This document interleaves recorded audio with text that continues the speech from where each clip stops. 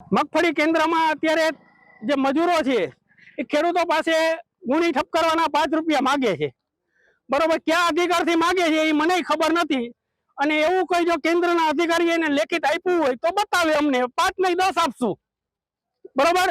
અને એમ કે છે ખેડૂત ઠાવકીના નથી, તો ક્યાં આધારે કે છે કે ખેડૂત ઠાવકીના નથી? આવા શબ્દ પ્રયોગ કેમ કરે છે અને કેને આ પાવરથી કરે છે? ખેડૂતોને આમાં અત્યારે એ લોકો ગુણીએ 5 રૂપિયા માગે છે, નો દો એટલે કાંટો લઈને વ્યાજે છે, બંધ કરી દે તમારો કાંટો કરવાનો, ખુલ્લી દાદાગીરી। અમારી માંગ છે જવાબદાર વ્યક્તિ આવી અને આ બધું બંધ કરાવે।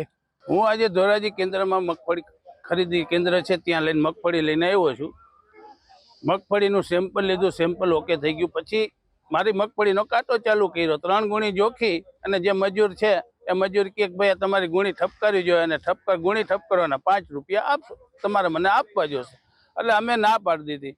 ભાઈ અમારી મગફળીનું સેમ્પલ લેવાઈ ગયું, સેમ્પલ ઓકે થઈ ગયું, હવે એના કોથરામાં 35 કિલો હમાય કે ના હમાય એ ખેડૂતની જવાબદારી નથી। અમારું સેમ્પલ ઓકે થઈ ગયું એટલે એ લોકોને મગફળી જોખવી પડે ફાઇનલ છે। હવે મજૂર આ દાદાગીરીથી 5 રૂપિયા ખેડૂત પાસેથી માગે છે, એના પાવરથી અને કયા અધિકારથી માગે છે એ અમને કોઈ જાતની ખબર નથી। અમારી માંગણી છે ભાઈ સેમ્પલ લેવાઈ ગયું, સેમ્પલ ઓકે થઈ ગયું એટલે અમારી મગફળી એ લોકોને જોખવી જ પડે।